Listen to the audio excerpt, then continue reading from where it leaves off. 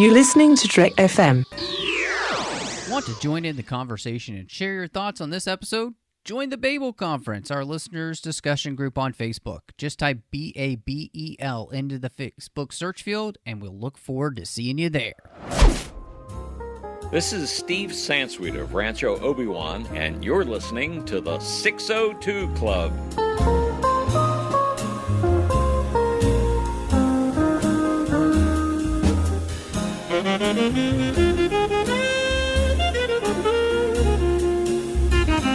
Hello and welcome to the 602 Club, Trek FM's local watering hole, and I am, as always, excited to be here, and of course, now just one of your hosts, and with me, as she is every single week, the fantastically coiffed Christy, because you just got your hair did, because I saw that on Instagram. True. For Star Wars Celebration, so you're looking fantastic. And no, before you think this, her looks do not define her as a person. I'm just complimenting her. Yes.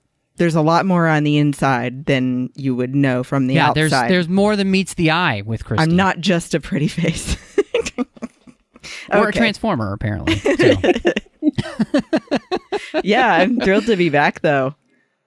Yeah, we're going to have a lot of fun tonight as we talk about the original Captain Marvel, a.k.a. Shazam. Oh. And with us to do that is the person who talked about the other Captain Marvel with us, Brandi. How's it going, Brandi? Oh, I'm so excited to be here. I love Captain Marvels in all their incarnations. All of the Captain Marvels. Man, I don't care if it's a woman. I don't care if it's Marvel. I don't care if it's DC. I just want Captain Marvel. I want my Captain Marvel. I want it. And I begged to be on this podcast. I'm like, please, it has to be me, please. She did. It was like Meredith Grey standing before Derek saying, pick me, choose me, love me. Geez. It was just like that. So, but yes, Brandi is being loved tonight because, of course, you're going to be here. So we're going to be talking all about DC Comics' brand new film here, Shazam. But before we do that, of course, just want to say a quick thank you. Christy, we got a brand new iTunes review for the 602 Club. Sweet. So I wanted to thank that person and read out their review. And so we just really appreciate people doing that, spending their time, giving us a review means a lot to us. They said, so glad I found this, and it's BWDESMO. Not completely sure how you would say that, but they said, well, less found, more guided here by Matt in the Babel Conference Facebook page. Love all of the input on all the geeky things I loved all my life. As an old man growing up in the 70s, early 90s when I was a nerd, was still an insult. It's great to see so much of what I love becoming mainstream. Keep up the good work. You know what? Hallelujah. You are among to friends. Celebrate all that we love. We're all nerds. Yes, we really are. So I'm proud of it. So yeah. Thank you so much, though, for the 5-star review over there on iTunes. It really means a lot to us. It helps people find the show. Follow their lead. Give us your own thoughts and rating and review there. Plus, you can find us wherever you get your podcasts. And just make sure you're subscribed wherever you are. You get the episode as soon as it drops. And, because you don't want to miss out on an episode of the 602 Club. That would be crazy. You can also find us online on Twitter at TrekFM, Facebook at facebook.com/TrekFM. We've got the listeners-only discussion group where this listener actually mentioned you can find us at the Babel Conference over on Facebook. You can talk to all the different listeners from all around the world about everything that's going on here on Trek FM, whether it's the 602 Club or anything else. Type Babel in the search field on Facebook to get there. Or if you're on the website at trek.fm, hit discussion on any of the show pages, menu bars. That will let you over there as well. And then last but not least, if you would like to send us an email, you can do that. Christy and I love getting emails from people. So at trek.fm/contact, choose a show, choose the 602 Club, and then that email comes to us. And now, the most important question as we say his name, Shazam. I wanted to know where you guys were coming from as fans of the character and kind of what your experience has been like. Because I will say this, I think, Marvel started off its entire, Marvel Cinematic Universe with Iron Man, and many people don't really remember that Iron Man was kind of like a B-level character in Marvel. And I think Shazam is kind of like that for DC. He is more of a B-level character. And so I'm wondering, where both of you were coming from with this character. So I was definitely the less experienced person of the three of us as far as Shazam goes. But I don't know if you knew this, Matt, but I was absolutely a DC fangirl when I got into comics. It's been sort of a divisive thing. Either you were all Marvel or you were all DC. And I was so much into DC. Catwoman's my favorite character. And I used to read Justice League Dark, and I loved Constantine and Zatanna and all of those characters. But I'd never really heard of Shazam until this movie was coming out. And I don't know how, but I missed that. And so I was really excited to see it and learn more about it. And then my husband and Brandi have told me a little bit more about where Shazam came from, but I'll save that for Brandi. Well, I am old enough to remember Saturday mornings and the Shazam ISIS Hour that was put on by Filmation Studios. It was live action, both shows. And live action half-hour Shazam show. Billy Batson being a teenager that can turn into an adult superhero. And I was always glued to that television during the Shazam ISIS Hour. The ISIS one was kind of weirder. I'm just like, bring me Shazam. I want Shazam. So I don't really consciously remember a time before Shazam, just like I don't consciously remember a time before Wonder Woman or Superman or Captain America. Well, no, I do remember a time before Captain America because that was a very pivotal point in my life. But I've always loved comic books and comic book characters. And the comic itself was kind of sporadic throughout my lifetime and had a little bit of a resurgence in the 90s and then stopped again in 1999.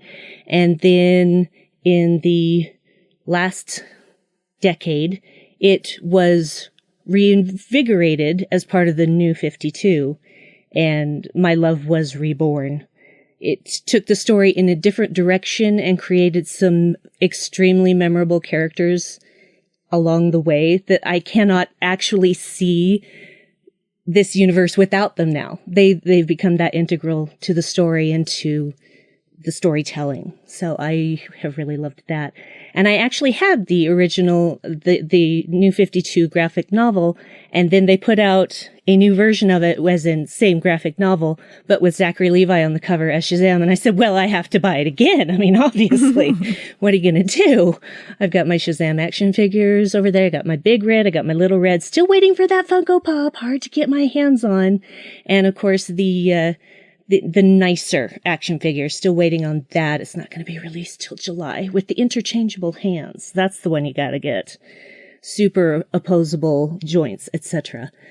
So, my love for Shazam is deep and strong, and I was super psyched to find out Zachary Levi had been cast as the title role because he is my favorite celebrity of all time. Aww. I don't even know if I can compete with, I can't compete with that at all. So, it's funny you mentioned, the fact that Shazam has a real sporadic history in DC Comics. And especially since, they didn't actually own all the rights to Shazam, I think until like 1972, possibly. Yep. So before that, they had been licensing the characters from Fawcett Comics. And in fact, Fawcett Comics originally had been, publishing them, and Shazam was more popular than Superman in the 50s. Like, he was a huge character, so which created a lawsuit, and you can go look that up on Wikipedia.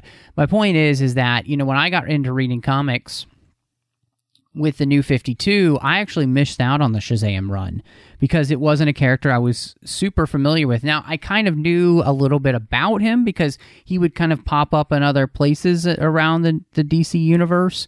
And in fact, by the end of the New 52, he was a part of the Justice League and a big part of the Darkseid War that was happening as well. So, I mean, he became a character I became more and more familiar with. And then, when I knew that this was coming out and I was reading, who they were basing this movie off of, that run by Gary Frank and Jeff Johns, I thought, well, I should definitely read it. And it's a great run. It's sad that it didn't get to last longer, because I think basically the story they tell in that comic book is this movie. For the most part, it's very similar to this. There are things, but there's a lot that's different. I mean, there's a lot that's... there are some things they kind of either smooth out or they don't, But I mean, the basic structure of that story is this, the movie, which was great because and I don't have to have the comic be just like the movie either. That doesn't always have to be the thing. Like we talked about Watchmen last week, and that's a movie where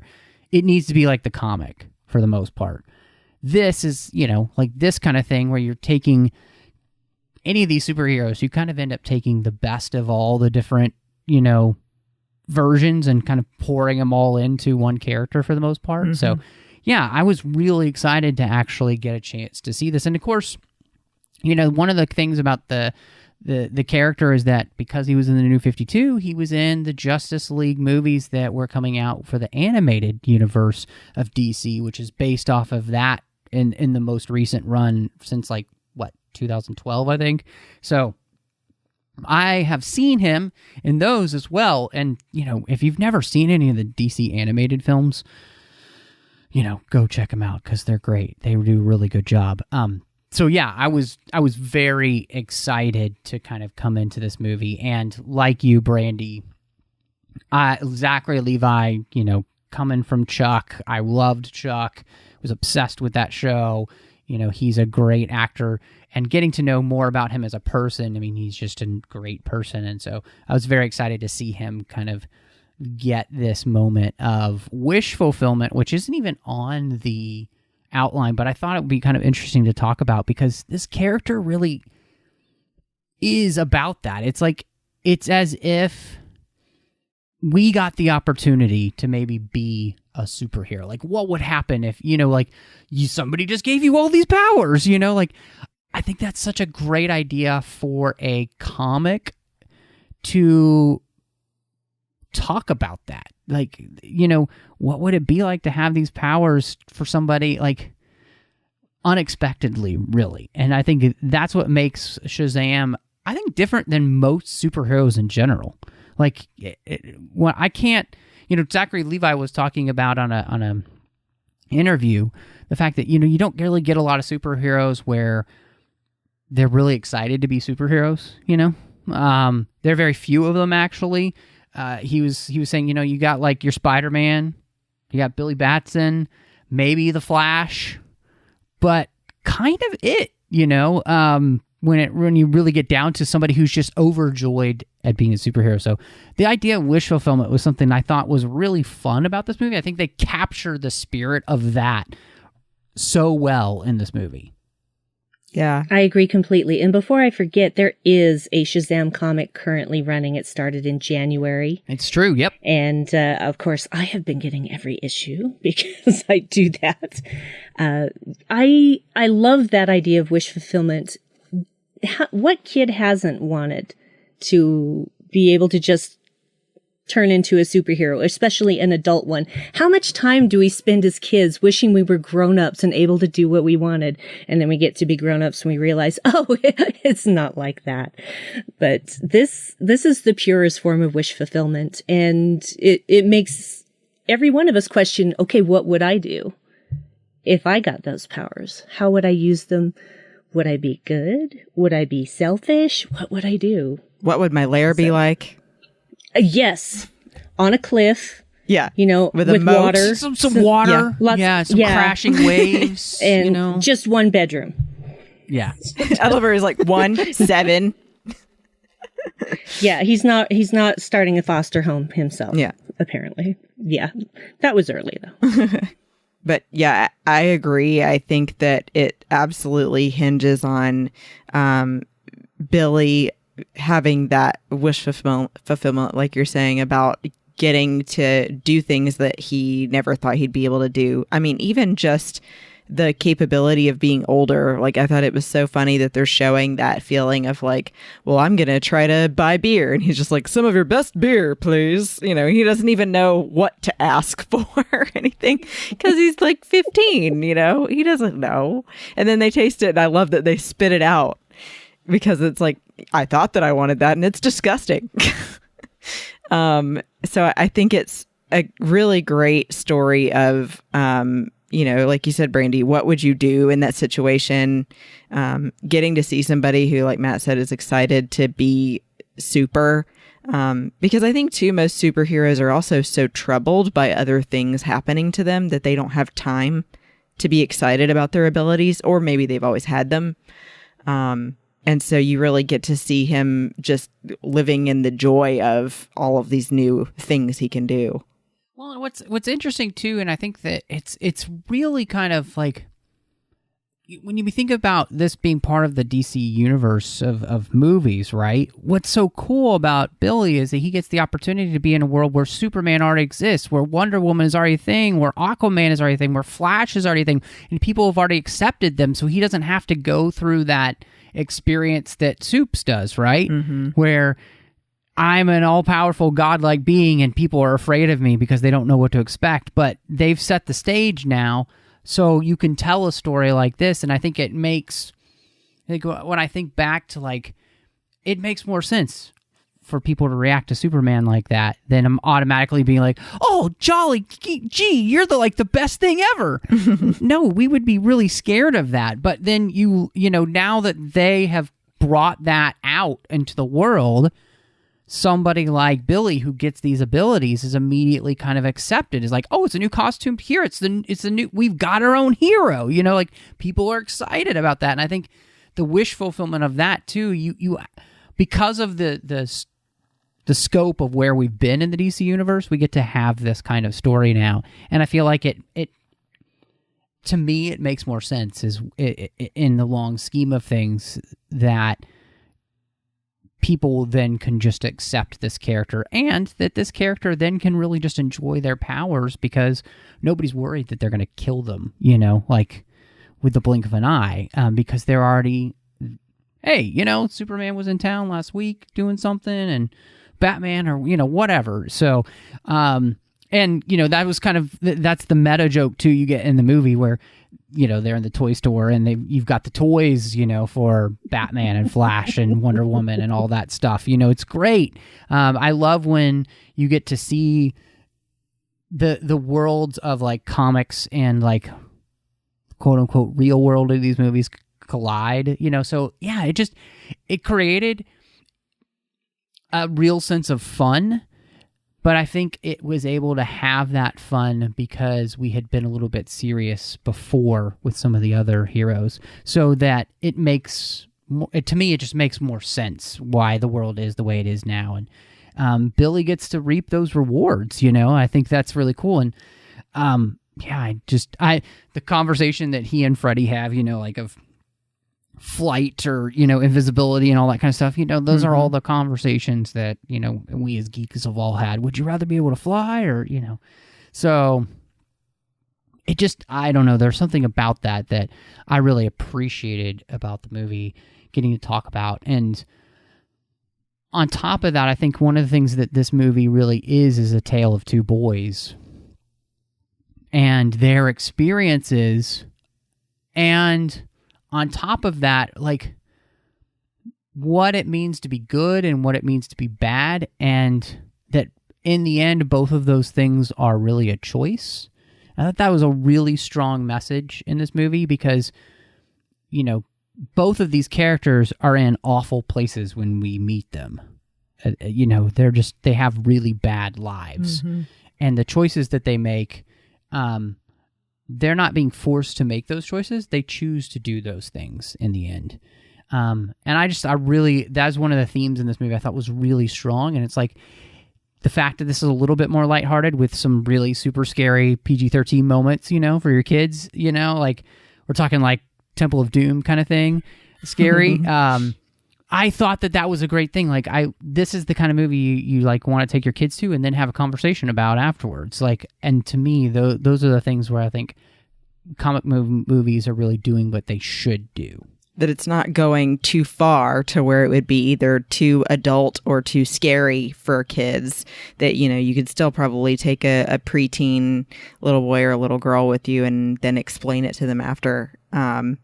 And I think, too, that this was really a breath of fresh air, sort of like you were saying, Matt, after everything so serious prior in the DC movies. But also this back and forth between choices, it does get serious. And I think for sure you see where Billy is coming from. He had every reason to end up being exactly the same as Thad. Because, I mean, how awful would it feel that you've spent 15 years or, you know, I guess 10 years, because he was probably 5 when his mom lost him, but he thought that they had just gotten separated. And then, you know, he finds out that she doesn't actually want him. And that's what I was afraid it was going to get to. I mean, I think that would be something really difficult to deal with. Thankfully, I haven't, but there's people that have. And then Thad, you know, from the opposite standpoint, came from a situation that he was being told was his fault and feeling like it wasn't. Instead of proving everybody wrong in a good way and becoming a stand-up guy, you know, he just gets worse and worse. And it absolutely is a choice. Yeah, I agree. And, you know, everybody reacts differently to different circumstances. And when you're a kid, I honestly, I prefer this version of Savannah to the New 52 graphic novel version. I think the motivation is better for why he does what he does. And I have seen plenty of people in my life who have had that negative reinforcement of you'll never amount to anything. And when you're constantly bombarded by that, you start to think it and you start to believe it. And for that brief moment when he was transported into the Rock of Eternity and almost given that power, he realized, oh no, wait, I am better. And so being rejected by the wizard just made him absolutely resolute that he was going to find a way to get that power, and it just charted the path of the rest of his life. He chose that obsession rather than trying to examine, hey, what can I do in my life to make my situation better as I get older? You know, what can I do to change my situation? All that he wants is he wants the magic. He wants revenge. He wants to hurt everybody who hurt him. And every child has felt that way. But we all make different choices about how we express it. Mm-hmm. Yeah, I thought that was, you know, watching him, instead of think of anything self-reflectively, okay, why wasn't I chosen? Mm-hmm. He just turns to the easy part, which is anger, you know. And as we all know, anger leads to hate, and hate leads to suffering, and that's exactly what happens in this movie. And so thank you, Yoda. For you really see that path. And what's fascinating about the movie is really these two guys are mirrors for each other, because Billy has the opportunity to go down that path as well, and he almost chooses that path. You know, when he gets his powers, the wish fulfillment, like Brandi, you were talking about, what do you do with those powers? You know, Freddy confronts him. He's like, you're just turning into a big douchebag, just like the two guys that we beat up on us at school. Like, you've just turned into them. You're a bully. And, you know, when you have that kind of power, what will you do with it? And I think the thing that was also interesting is that Billy is blessed with the opportunity to realize that he will choose the selfless path because he has that modeled for him somewhere, you know, in his new foster family. And, you know, Thad does not have that modeled for him. At least we don't see that anywhere, right? And so it does show that there is a component that goes along with this, which is it is a nurture thing, but it's a nature thing as well. And in the end, it's still always a choice. You know, you always have the choice. And so therefore, you're solely responsible for your own actions. And Thad chooses poorly. He chose poorly. You're just full of them so it's really that, but it's exactly that thing, right? You know, it's that moment in, you know, the Last Crusade where he sees the cup and he must have it. You know, he sees the eye and he must have it because it promises to give him everything that he wants with no sacrifice. You know, and so, and I think that's the other thing we see Billy learn here, which is that he becomes somebody who's willing to sacrifice for other people, even though he barely knows them, because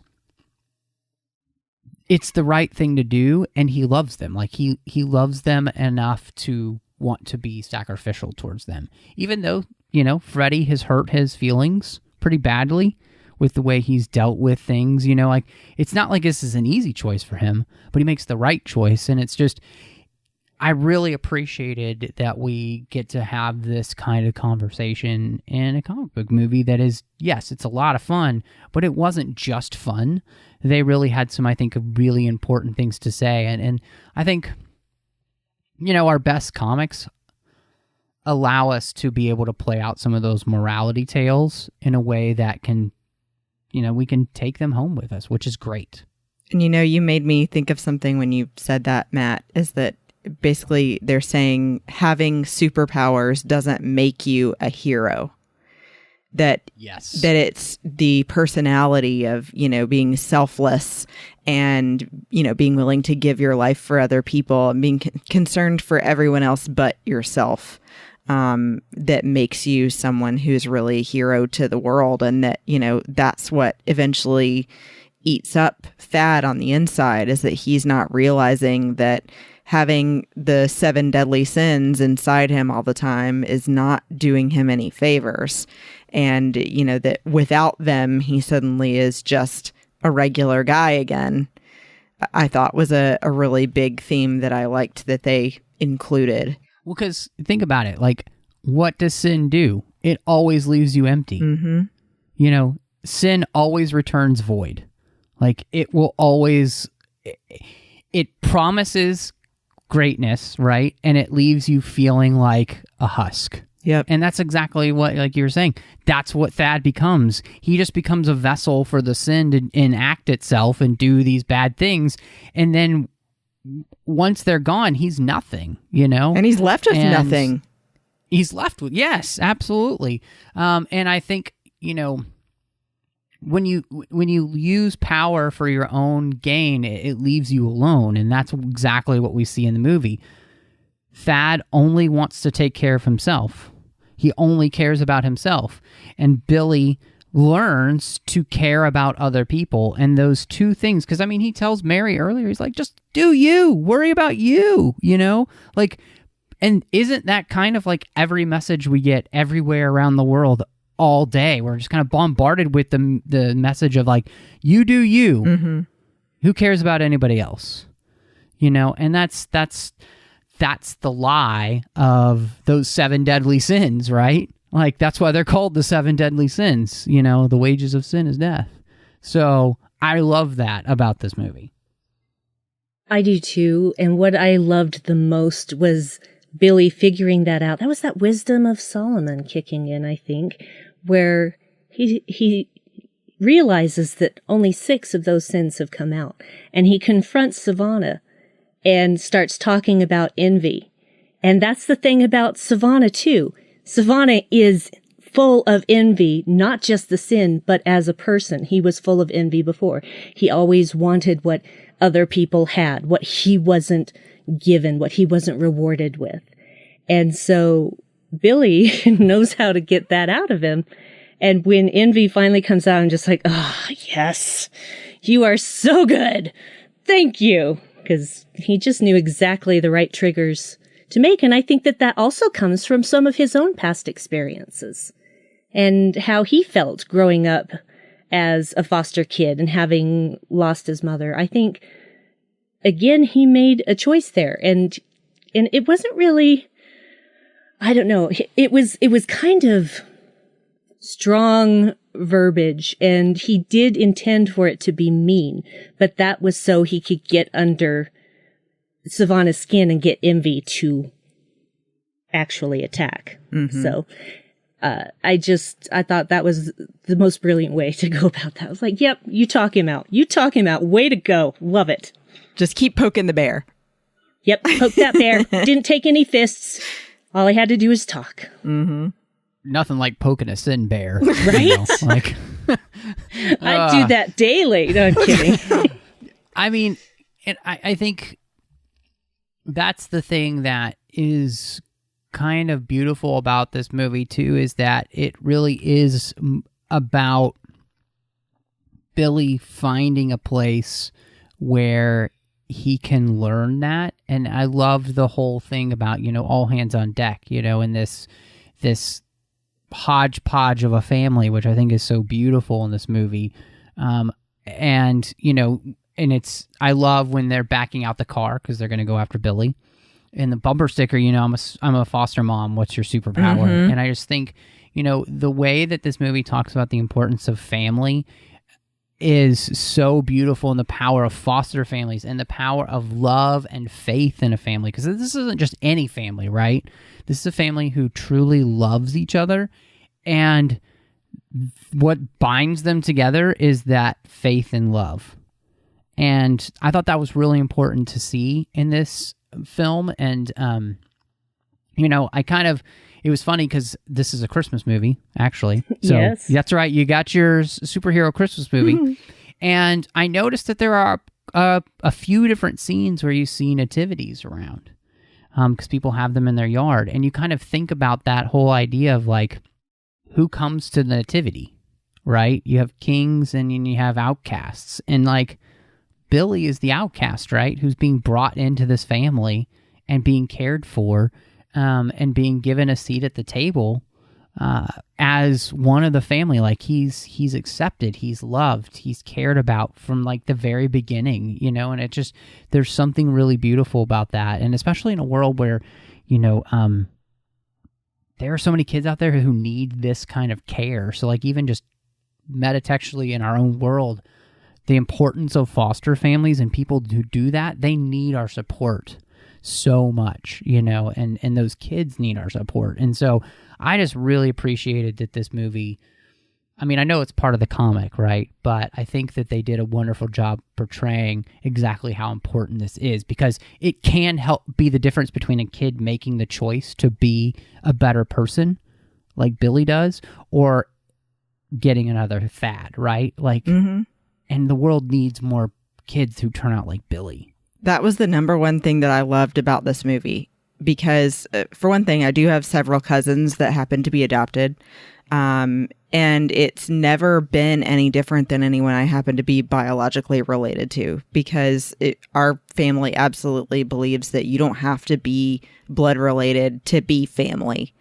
And that there are so many kids that could have such a better life by having good parents that adopted them, that wanted to take care of them. Because unfortunately, not everybody wants to be a parent, and sometimes they end up becoming one. And so then that's how kids end up in this situation like Billy did. You know, you feel bad for his mother because she was only 17 and the father didn't want to be around. And so she didn't really know what else to do. But it also is a woman giving up the thing that she brought into the world. And so it's really sad in that sense of like, wow, she just had no connection to want to keep him at all. So I think that it's such a powerful message of, like I said, like that found family is still family, and that it encourages that building of more love in the world and acceptance. I thought was beautiful. I love that as well. That's one of the biggest aspects of the New 52 revival that I adore, is them bringing the foster family into this, because Darla, Eugene, and Pedro did not exist before the New 52. And I loved that weaving together of that tale. It made everything more interesting. It made the motivation more believable. And there is a line when, in the comic, when Billy is talking to the wizard, and he gives him a clue as to, what we see happening later in the film, that, your family is what it can be, not necessarily what it should be. And he's telling him, you have a choice. It doesn't have to be about who you're related to. You can choose your family. And I think many people have done that. I have people in my life that are not blood related, but I consider them family. I have chosen them to be part of my family, and they have chosen me to be part of their family. And there is nothing more wonderful than that. And there is nothing more wonderful than seeing, especially two foster parents who had been foster children themselves, who had been through everything, who could relate to these kids on that level. And just, I don't know how they afford it, quite frankly. I mean, I know that there are subsidies and everything for foster children. That's not the point. They don't do it for that. They do it simply for the love of wanting to share the love that they've found with as many children as they possibly can. And it does make me wonder what other foster children may have passed through their home and gone on to better lives. So I just can't say enough about the love in this film. And did you not love Darla? Darla is so perfect, so perfect, so perfect. They nailed her. That little girl, oh my word, that little girl. I just want to take her home. Me too. And I never wanted to be a parent, but I would take that child home. She is a scene stealer, absolute scene stealer, and perfect in every way. Yeah, I think it's a great time, to talk about the cast and the characters, because I agree with you. Darla was so adorable. And I think the thing that they did with her is they didn't make her so overly cute that you're like, you don't buy it. She felt like a real character, like a real person. Absolutely. And because there are lots of little kids that are like that, and she's making the best out of her situation. And I was even thinking to myself, there's a part of her character or somebody who doesn't like to be quiet. There's probably something there, and that could be something interesting to explore. But it's a great little character piece that kind of gets you that, each one of these kids that are in this home, they kind of have a thing, and each one has their own different thing that they're struggling with. And I think they do a really good job with that. And you're right. I mean, she's really adorable. And so that definitely helps for sure in the movie. And I think one of the things that they do for each of the characters, and Darla specifically, each person that comes in and plays them in as an adult did a great job, I feel like, of studying their kid so that they could pull off being them as, their superhero version, as their Shazam version. And I think specifically she really pulled that off well. It was great to be able to see that. So yeah, she was great. My name is Darla, and I've been very good this year. I was waiting for that. That was so funny. Well, and I think, what I love too is in kind of speaking of that whole idea, like, Asher Angel and Zachary Levi, I think, do such a great job of playing Billy. Asher does a great job of pulling in just enough of the cynicism from the New 52 without making himself completely unlikable. And, that's hard to do because in the comic, a lot of people complain about, him just being a jerk. And he is. But, I mean, that's kind of the point. That's the point of that whole version of the story. But I think him and Zachary do a great job of being able to play this together. And I thought his performance was one of the best in the movie, Asher's. Obviously love Zach. I couldn't say enough about Zach, but seeing somebody new like this, I was really, really. Every time Asher was on screen, it wasn't like I was like, "Oh, Zachary Levi's gone." He had enough of a presence that I enjoyed being with him as much as I did Zach, and that says a lot. And Asher, to me, got the coolest part of the whole movie when he leaps off the roof chest first. I was like, "Yes!" That was the best! Love that so much. It gives me goosebumps every time. But I totally agree. Asher Angel is a revelation. That kid is unreal. And I knew that from the moment that I first saw the first trailer or the first teaser, what have you. And I'm like, who is this? I must know more. And he's 16 now and has shot up like a foot. So he's almost as tall as Zachary Levi. I think he's like 6 feet tall now. And, he's coming to FanX Salt Lake Comic Convention along with Zachary Levi, and I'm wondering how weird it's going to be for an almost 46-year-old woman to go up and get an autograph from a 16-year-old kid. And I don't care, actually. You could say it's for your kid. Get the photo op with both of them, you know? Yeah, I suck at photo ops, and I can't actually get a photo op because I can't choose the time that they do that, and it could interfere with the panel I'm doing that day. So I can't do that. But sometimes, and Zachary Levi has done this before, you can actually get selfies included with your autograph at the celebrity booths. And so I'm kind of thinking along those lines. But anyway, I love this kid. Turns out he's been on Andy Mack. I don't know the show that well. He sings, he plays the guitar. Talk about an overachiever. He's like a miniature Zachary Levi. He's just a super decent human being. And especially at 16 years old, that is really impressive to me. And he's just got a presence. You know, I think that's exactly why you're saying what you're saying, Brandi, because... Exactly. Yeah, he's unforgettable. He's unforgettable. And in every way. Yes. Yeah, anyway, I'm not going to start that. But yeah, I just was so impressed with him, even in just the trailers and getting to see a whole movie with him. Absolutely loved it. There was never a time where I was disappointed when one or the other was on the screen because they both just worked so well together, even though they were never on screen together. Mm-hmm. And I think one of the things that Zach is able to do is like, and I could see how somebody could probably see it as over the top, but he really just creates that exuberance of what it would be like to be a kid in the body of a man. Mm-hmm. You know, Absolutely. just like Big, you know, it's that same experience. And what I like about the movie is that, you know, it only takes place over like a few days.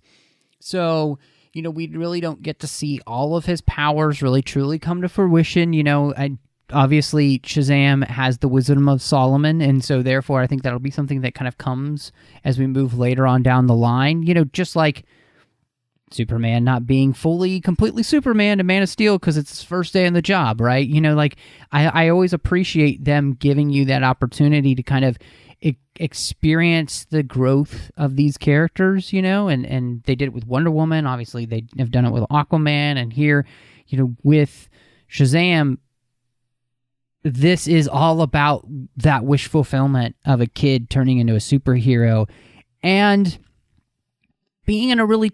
I mean, he's in a very tough, vulnerable place of somebody who has to learn how to deal with these powers. And what will he choose? Will he choose to be, you know, go the way of evil, you know, with his powers, or will he choose good? And you see that struggle where he could choose to be somebody who just turns out to be a selfish jerk, you know, and we don't get that, obviously, because that's not what's going to happen, because it's called Shazam. It's going to turn out to be good. But watching that play out, I think, you know, Zach was able to pull that off well. And I personally have always liked him. And so, you know, I'm predisposed to like whatever he does in that. And so I thought that he was kind of, I remember when they cast him, I was like, it's perfect. Perfect choice. So, and he didn't prove me wrong. And he's perfect too with the look, you know? I mean, like, you know, Superman purely because of his perfectly coiffed hair and clean shaven face. And I feel like, you know, that could be seen here with Zachary Levi as Shazam. You recognize immediately that he's got to be a superhero because of his build, his hair, and everything.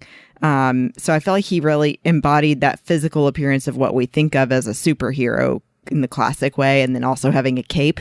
But I love the comedy that Zachary Levi and, you know, Asher Angel get to do in this movie as Shazam, because the back and forth at unexpected times was funny of them, you know, deciding when to become Asher or when to become, you know, the grown-up version.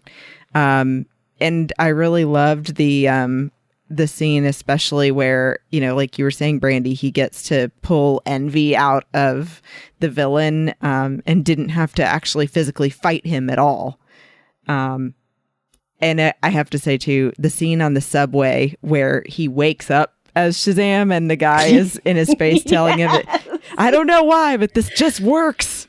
My favorite one, I think, where the switching back and forth was a tactical thing. Because he says early on when he is convincing Freddy that he's really Billy, and he's like, I don't even know how to pee in this thing. Later on, you see a scene where they have zapped a Dr. Pepper machine, obviously have drank everything that came out of the machine, and he has to pee really bad. Runs into the men's room, doesn't know how to pee in the suit, shouts Shazam.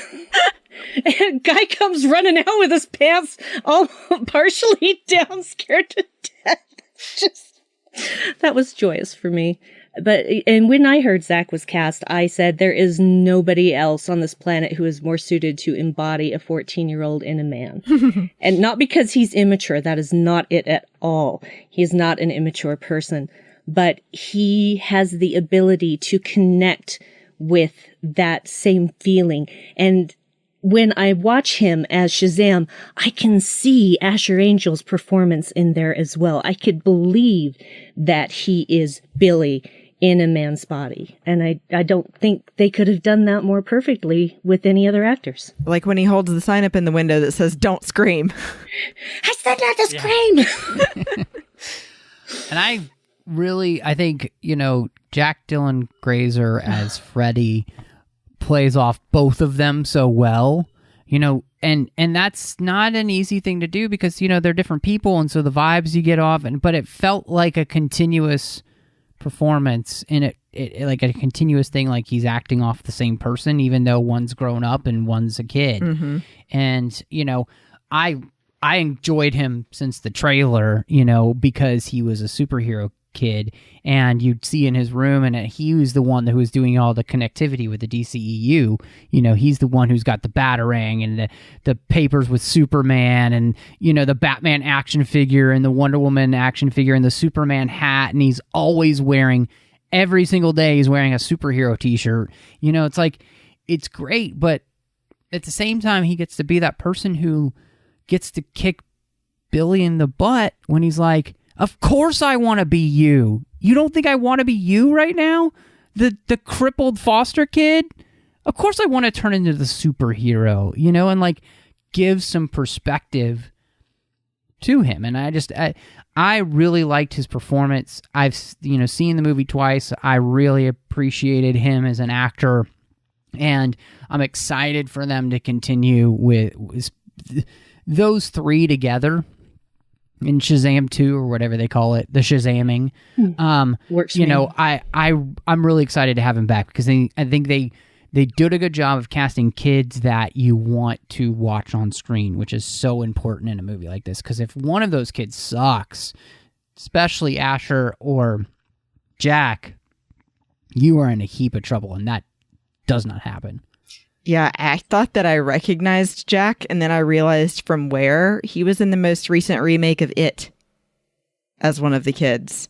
Which I couldn't watch. I tried watching it, and I got through about 10 minutes of it, and I'm like, nope, sheep death, I'm out. I can't handle this. But he's still great. And I mean, I like that in this role, especially in the beginning, the way that his character goes with the dark humor was so funny. I mean, the fact that he's like, yeah, got a bum leg or whatever. He's like, they threw me out the window one time. Gets real Game of Thrones up in here. I was like, wait, is he serious? Why so dark? You're a crippled foster kid. You've got it all. The way he says it, too, is just, oh, Jack. And that he's just like turning it on its head to where, like, I feel like people immediately assume because someone has a different ability or they're, disabled, that means that you should feel sorry for them in some way. And it's like, we're all people here, Like, yes, he may be having that issue, but his mind is fine. And, he's still able to do everything else that a kid his age could do. So I like that, he's like, yeah, whatever, doesn't make a big deal about it.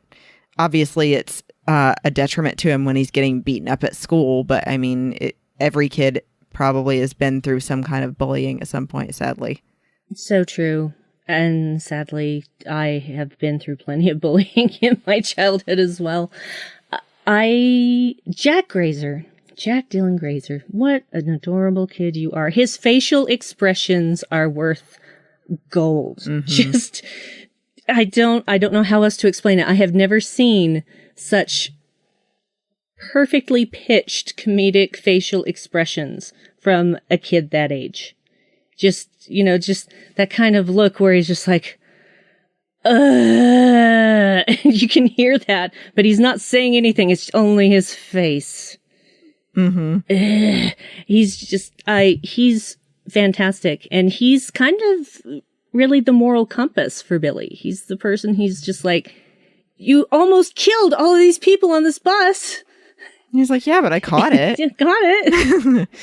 And I love when he says, I can't talk to you like this. I can't talk to you when you look like this. But no matter how angry he was at Billy, he was still looking for him after Savannah showed up and started beating the crap out of him. Mm-hmm. He was still going everywhere, looking for him, calling his name. Because that's the kind of kid he is. He doesn't abandon people just because he's upset with them. And that teaches Billy a valuable lesson, even though he doesn't actually see that happening. It's the example that Freddie is a big influence on him. Well, and he's totally what you guys were saying, the moral compass for Billy, because I mean, they show it even before Billy gets the powers of Shazam, when Darla is just trying to treat him like a brother. And he's like, you don't have to hug me. We're not actually brother and sister. And you just feel that ouch moment. And, Freddie is the one that's like, hey, Darla, it's okay. You can come with me. So I like that he can play both sides. He can be the sensitive person and be this person to say to Billy when he's Shazam, yeah, you got all these powers, but you didn't become a better person. And I thought you said that you were going to do all these things. And then it's like, you're not really a superhero. You're just going around showing people your cool tricks. And charging them for selfies. Yeah. Well, and it's that thing, like power doesn't make you a better person. Yep. It just makes you more powerful, whatever it is you are, and it just accentuates what's inside. And I think, that is why I think you get Mark Strong to play Savannah, because you need that. And I thought he was really good, and I think, a lot of problems with a lot of superhero movies is you don't have a villain that has good character motivations. But I feel like Savannah, because we have the mirror between him and Billy, is a good villain, because he's on the same path that Billy is, but making those different choices, and we understand the reasons he's making those choices. I mean, Lionel Luthor is his father, so if that's who his dad is played by the same guy who played Lionel Luthor in Smallville, and so, which was great. I loved that casting, perfect, because Jonathan Glover feels like the nicest guy ever, but he's so good about playing a slime ball, like just so good at it. And so, but I felt like Mark Strong gives you what you need in this character to be the person who feels like they are a walking time bomb of emotion for all the things that they've experienced in their life that they've never found a way to be able to let go of. And they just hold it all in because it's what drives them to take care of themselves. Because nobody else is going to take care of me, and I'll do whatever I have to do. And then he lets all that evil sin out all over the place on people. And I liked it. I thought it was, for a lot of comic book movies that I've seen, this is one of the stronger villain motivations I've seen in a long time, honestly. I completely agree with that. And to be fair, Mark Strong is often cast as a villain, but he is such a nice guy. There are so many pictures from the publicity tour, especially one from when they were there in London. And it's that's a big archway that has the word Shazam across it. Zachary Levi standing in front of it, and Mark Strong is hiding behind him and doing bunny ears with this face like, just face like ha. And it's just, and then there's the picture right after that is them both laughing to each other, and it's just. I love Mark Strong. I've always loved Mark Strong, and he played this pitch perfect. He played it with the right amount of angst, with the right amount of anger. He wasn't over the top. He was just, everything he did made sense. Everything he did was in character with everything that we saw from the beginning of the film. And I love it when you have a great villain like that. It's not that easy to come by, because there are so many comic book villains out there in our superhero comics, but this one just really nailed it in this film. And I found him way more compelling than the comic version. Way more. Motivation was better, everything. So I just ate him up. Loved every bit. Yeah, I've really liked Mark Strong in the other things I've seen him in, and he does usually play a villain. I guess some people are just really good at that, like Anthony Hopkins. Who knew? Mm-hmm. But it was great because, too, his villain being this strong gives so much more weight to what's going on with Billy and Shazam. I mean, I think if you didn't have a strong villain, that it would just feel too silly. And like, it was all of this fluff, but not really going anywhere. So I feel like that whole side of things, it does definitely mirror what's going on with Billy, and say, like, it was a choice. How did you interpret things and cause yourself to turn out? And I love that moment when, Shazam and Savannah are confronting each other about it. And, he actually says to Savannah, I went out and I did something good. What did you do? I love that moment. And I like that, like we were saying earlier, Matt, at the end of the day, after Savannah lets all of this sin into his life and use him, he's now killed his brother, killed his father. He's got nothing left other than, now a caterpillar who's crazy. Well, I know who that caterpillar is, but, that was definitely setting up some stuff. So I got to tell you before you throw that in. Mr. Mind. Yo, Mr. Mind. It reminded me of the guy from SpongeBob, Plankton. It made me think of Plankton. I am not going to be able to disassociate that now. He's going to be Plankton from now on. Reminds me of the caterpillar from Alice in Wonderland. Oh, yeah, sitting there smoking a pipe. So, yeah. Who are you? I do have to say, real quickly, I love the people that they got to play, the parents. I think... beautiful. Loved them.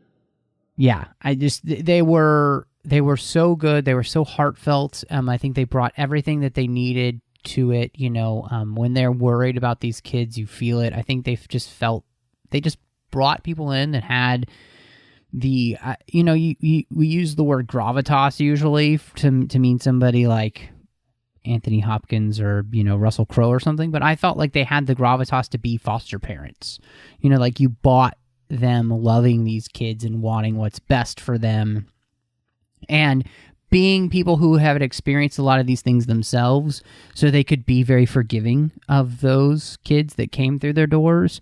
And I really appreciate that, and I loved that. And I think, again, showing the importance of good parenting and good parents is just so important in this world today. Like, and parents that aren't afraid to, do what they have to do to be there for their kid, whatever that is, whether it's running out the door for them or making sure they're not playing video games all day, just like those little things it's great. And so, and what you could tell is that they parent those kids differently.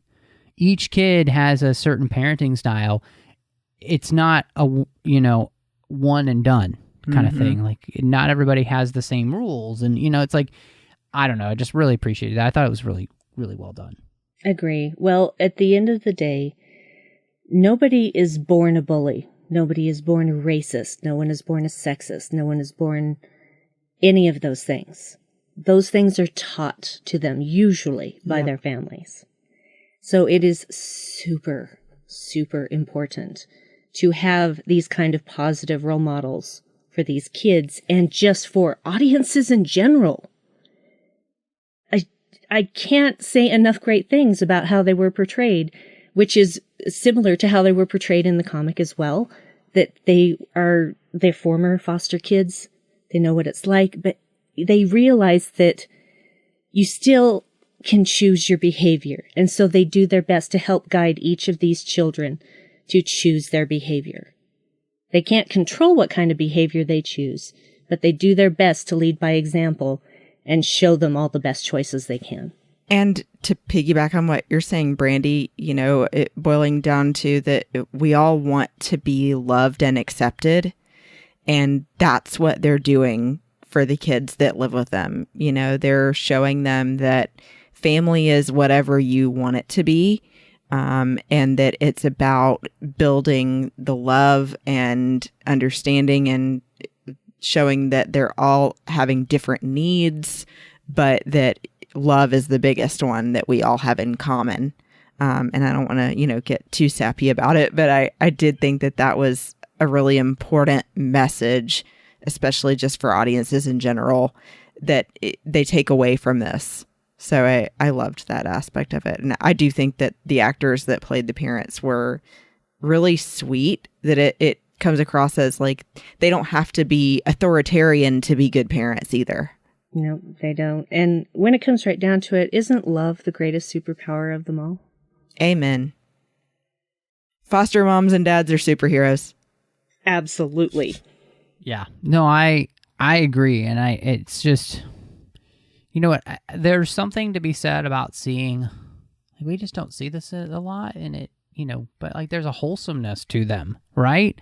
There's nothing wrong with being wholesome and like having good virtue and values, and like that's what these people have. Like they have a virtue and values that they pass on to their kids, and it's so beautiful and so important.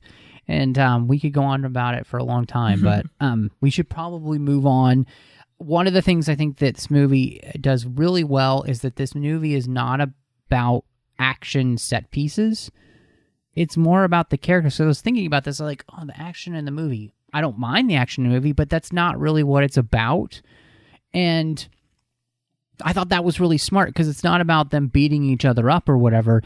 This movie was really about them finding a way to outsmart the characters. And yeah, there's some punching and stuff that goes along with that, right? But this is much, I don't know, there's just something about it that set it apart, because we didn't just end with a CGI fest at the end where everything is CGI. It really felt more down to earth and real, and like the stakes were real for all of the characters, and what they're doing. And of course, you have the whole Marvel family then show up, and they're all helping each other and everything. But it comes down to not a fist fight between them, but more of a battle of wills. And I really appreciated that this movie didn't just feel like, oh, we have to do this because we, that's what we expect. Like, it did the unexpected, and it did the unexpected in a way that then surpassed my expectations. Don't just subvert my expectations and then fail. This doesn't do that at all. Well, and it became so much about, especially at the end when all of the kids become the Shazam versions of themselves, it became about using all of their individual talents. That one of them was better at speed and one of them was better with strength, and, that it wasn't like they were all powerful. I really liked that aspect of it as well. Yes, each one had a different aspect of, because it's wisdom of stamina, strength of Hercules, wisdom of Solomon, strength of Hercules, stamina of Atlas, power of Zeus, lightning, courage of Achilles, and speed of Mercury. And each one of them has, Shazam himself has them all, but they each get their one little bit that they are the best at. And honestly, I didn't know for sure if they were going to go there in this film. I was not sure. And so when I saw it, I got so excited I cried. I was so so happy. I cry at everything, guys. I cry when I'm happy. That's I cry okay. when I'm sad. I cry when I'm scared. I cry when I'm angry.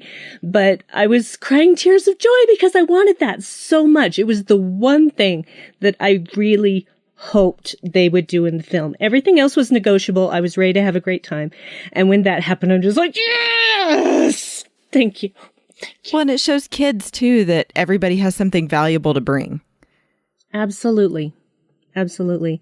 They're stronger together. We're all That's, I think, the whole thing. That's another theme. Stronger together. Whether you're a superhero team or a foster family. Yep. Stronger together. Yeah, I really appreciated that in the very end, that was one of the main messages, is that, you know, what does Billy learn in the end is it's not about being out for you. It's about allowing others to help you when you need help and helping others when they need help, because we all need somebody, you know. I guess the song is we all just want to be loved, and it's so true. That's exactly what we want. We want to be loved. But that love then compels us, if it's true love, to then help others in return. And it's this cyclical thing that continues to happen, and it feeds itself.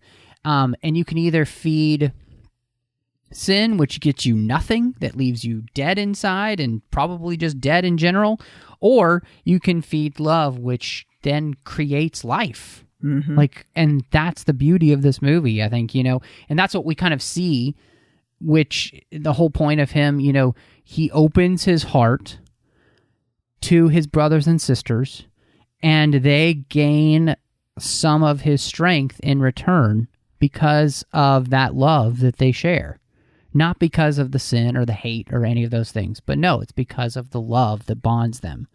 That's really beautiful. Like, that's awesome. Like, we, as you were saying, Brandi, it's like we just need more of that to be seen in films. And so, you know, and I think, yeah, I appreciated that. Again, we're talking about this in a very goofy, silly superhero movie, but they found a way to ground it in a sense of reality. And that's where that ending, where it's not just about who's going to punch who harder. It's about really, where do these ideas come down to? Because this movie is, in the end, it's a battle of ideas. Whether you're stronger together or you're stronger just by yourself, holding on to everything greedily. You know, and we clearly see what the winner is. And I think that's worthy of celebration. That's absolutely worthy of celebration. And one more thing I forgot to add. I wanted to know what you guys thought of the tracks chosen for this movie, music-wise. I loved them, especially that they used Eye of the Tiger. I was like, yeah, how can you not? This is set in Philadelphia. You actually show that building and the steps leading up to it. They talk about Rocky. That was and great. The view, yeah, that's why he ran all the way up here. He let to get this view. You can't not use Eye of the Tiger at that point. Come on. Well, and I didn't realize apparently a tiger was in the comic. Yeah. Yeah. Oh, there are references. Number one, Billy is wanting his mom to win him a tiger when we see him as a young boy of about 4. Number 2, there is a patch of a tiger face on the back of his backpack. Number 3, when he gets blown into that little carnival building with all the stuffed animals, and there's a little girl and her father, and she's really scared, he hands her a stuffed tiger. So there's 3 different references to Tawny the tiger in that film, even though that was part of the original comic, that was part of the New 52. It wouldn't make sense to do that in live action, and I'm glad they didn't, but they referenced it. So I don't know. I was kind of thinking that they were going to pull, like, he was going to be able to create Tawny out of one of those tigers because it was referenced to, you know, and I was like, I was going to be okay with it. I was going to love it because that's what really, maybe I in wanted Shazam it. 2, the Shazaming. Yes, I'm okay with that. Yes, do Tawny and the Shazaming. I don't know if you should call it the Shazaming. No, it's just the first thing that came to my mind. So yeah, it's a working title. It's yeah. So I think it is clear that we all really liked this movie, and so I'm kind of wondering, and there are still things that I think we could talk about, and I'm gonna love talking about this on the Babel conference with everyone. But what would you guys rate this one, do you think? So I would rate it a 9 out of 10. going to say, what do I want to rate with? 9 out of 10 Tawny Tigers. Because I felt like there was so much, like you were saying, Matt, with the character development. And I love that that's the direction they went with this instead of it being more of a fighting movie and a traditional superhero kind of deal. I felt like it had so much heart and really is like an encouraging movie that I would rewatch again and that I would like to share with my niece and nephew. And, you know, it encourages good things. Regardless of what your beliefs are. Although I did think it was interesting that it went such a traditionally biblical route with talking about the 7 deadly sins and Solomon and, you know, the juxtaposition of good and evil so much in this movie, in particular, talking about sin. But I do think that it... I wouldn't give it a 10 out of 10 just because on occasion I felt like some of the jokes were a little weak, but I mean, that's really the only negative thing I had to say about it. I love the music. I am a particular fan of Queen, so throwing in Don't Stop Me Now was great. Yeah, I mean, I don't know what else to say. I loved it. I would go see it again. Well, I've already seen it twice, and I'm wondering when they're going to release it on Blu-ray so that I can just have it on almost constant rotation. I will watch anything Zachary Levi is in. I'll be upfront about that. But it wasn't just about that. It was a combination of so many things in this film that I loved. And I'm kind of trying to figure out which reference I'm going to use. But I think I'm going to go with 11 out of 10 Magic 8 Balls. Yeah. I really liked this movie. And I think one of the things that, you know, DC is really doing well is creating different feels, you know, for their characters, and that, you know, Shazam shouldn't feel like a Batman movie, right? You know, and Aquaman had its own feel, you know, and I really appreciate that. Like, you really do want these movies to kind of stand apart in the sense to have their own identity. And so this movie clearly has its own identity, and I think that's so important. And I really enjoyed it. Getting a chance to watch it again, I'm really glad I got a chance to see it a second time because I think I liked it even more the second time. You know, it's just you know, and part of that is just, I think for me, for most movies going in like this, like I need a first viewing and then I need a second viewing just so I can sit back. You know, every once in a while there's something that kind of blows me away first time, and I know that that's really special. That actually happened with me with Aquaman. I just loved that movie right away.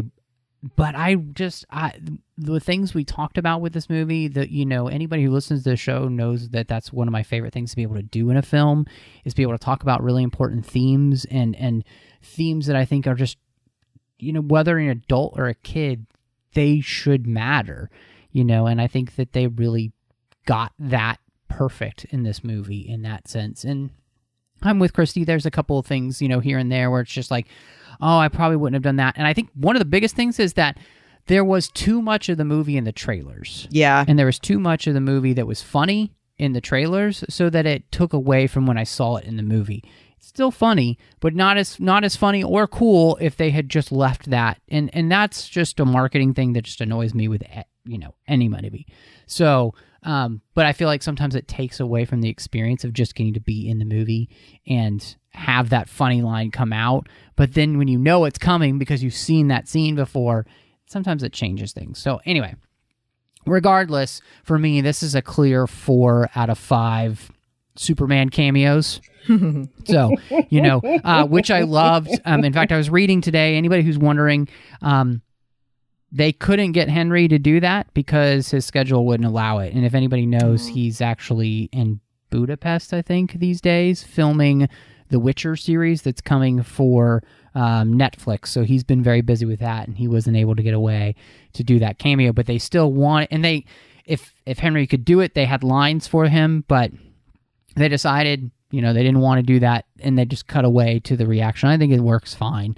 I would have loved Henry to be there because I think it would have been great. That made the movie 5 out of 5 for me right there. Yeah. Anyway, so great. I had so much fun. I love when I get to go to the movies and I really like the movie. You know, like it that's when it lives up to my expectations. And that way is fantastic. So I'm so glad we got a chance to talk about Shazam. Really want to say a huge thank you to Ken Tripp, Davis Grayson, Ryan Millette, and Daniel Noah for supporting the show, the 602 Club here through Patreon. Now, Patreon is a place where you can support the network. Now, if you know Trek FM, and you do because you're listening, we have so many shows that are coming out each and every week, and there's just no way that we can do this ourselves. As hosts here, there's no way we can afford to do it all by ourselves. So we need your help. Each and every little bit helps every month. So go to patreon.com/TrekFM and you can see how you can be part of a team. We got some great contribution levels that come with different perks. But again, any little bit you can do every month will make a huge difference to making sure that all of the shows keep coming to you. So again, that's patreon.com/TrekFM. Brandi, so much fun to have you on to talk both Captain Marvels this year. But let everybody know where they could find you if they want to talk about, Marvel or DC. Well, there are a few places, but before I do that, I do want to stress, guys, if you want to see something on social media that is full of positivity and love and kindness, go follow Zachary Levi on Twitter. Go follow him on Instagram. You will not regret it. He is marvelous. That is all I can say. Marvelous. That was actually the original name was Captain Marvelous. Anyway, actually it was Captain Thunder. I thought it was Captain Sparkle No, Fingers. it was Captain Thunder, but that was already in use, and so they changed it to Captain Marvelous and shortened it to Captain Marvel. Yes, I know way too much I like about Captain Thunder Crack. Oh, God, that was terrible. Red Cyclone wasn't bad. Anyway, but you can find me on Twitter at Brandywine12, and you can find me in the Babel Conference lurking about as much as I can, which is not very often because my life is kind of stupid busy right now, and that's okay. You can also find me on the Dark Corner podcast with my wonderful husband of almost 22 years, Dave. And we talk about lots of geeky things and nerdy things like Shazam and the Marvel and DC universe and a bunch of other things. There is strong language, usually from me, so please be aware of that. But you can find that at darkcornerpodcast.com. You can also find me appearing on the Twilight Zone podcast, which is on twilightzonepodcast.com. And I'm there with my longtime friend Tom Elliott discussing the new series of the Twilight Zone.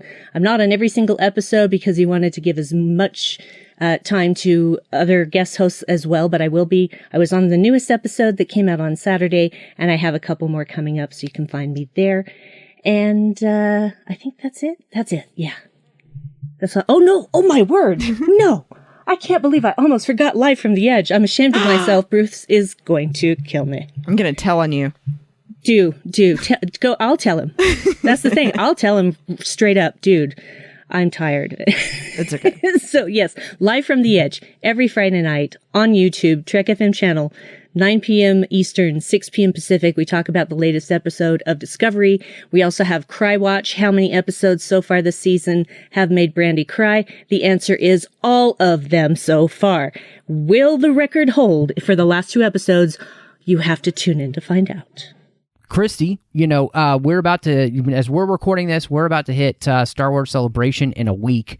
So where can everybody find you? Because I know that they're going to be following you with all the news that we're going to have coming out of that. We're going to have a lot of news. I'm going to be doing daily stuff during the week of Star Wars Celebration. So for sure, follow me on Instagram and Twitter at BessBenBell. And I'm also going to be doing coverage with my friends on the Star Wars Report. Once a month, I do a segment called Fashion in 5 for both men's and women's Star Wars fashion. And then, of course, like I said, doing daily coverage on all the Star Wars news for the Star Wars Report, April 11th through the 15th. So I hope you'll find me there. Well, you can find me, MattRushing02 on Twitter, Instagram, and Letterboxd. You can also find me here on the network with Chris Jones when we can get an episode out of The Orb talking about Star Trek Deep Space Nine, the best Star Trek show out there. And if you don't believe us, listen to the show. We'll make you a believer. In the profits, that is. You can also find me over on the Nerd Party Network doing a couple of shows. One is Owl Post with Drea Kaufman as we talk about Harry Potter each and every week, 1 chapter at a time. You can also find me doing Aggressive Negotiations with John Mills, which is the Star Wars podcast I do man, if you like Star Wars, this is the show for you, so check it out. And last but not least, you can find me doing Cinema Stories with my good friend Courtney, where we talk all about films through the lens of faith. So if you like some of the conversation we got into here about Shazam, you're going to love our Shazam episode, which will be coming out soon. So check that out. And we want to say thank you so much for listening. And y'all come back now, you hear?